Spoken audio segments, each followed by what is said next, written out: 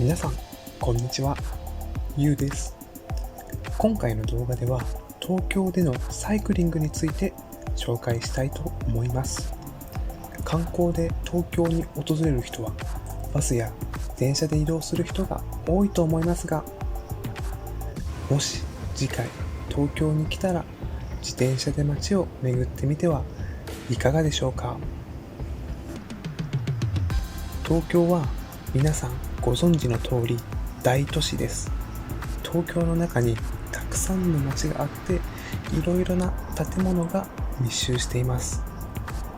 そのため少し移動するだけで全く異なる景色が見られます。また道路はニューヨークのように整然とした形状ではなくて、とても複雑な構造となっています。だからこそ東京の道を巡ることはとても面白いんです。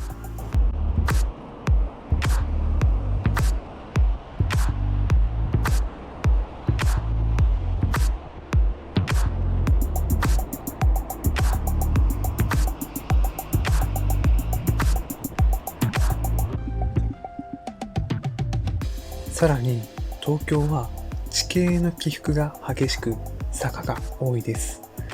登るのはとても大変ですが、逆に下り坂はとても気持ちいいです。都会でヒルクライムしてみましょう。渋谷や六本木など多くの観光客が訪れる場所もとても独特な地形をしています。地形の変化と複雑な道路、そして密集した建物、これらによって東京は非常に独特な風景を持っています。それを自転車に乗ることで五感で体験することができるんです。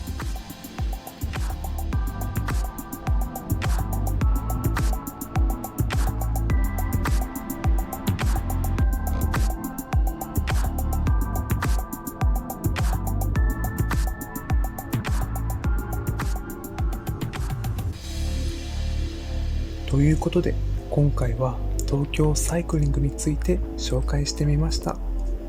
動画を見ていただきありがとうございました。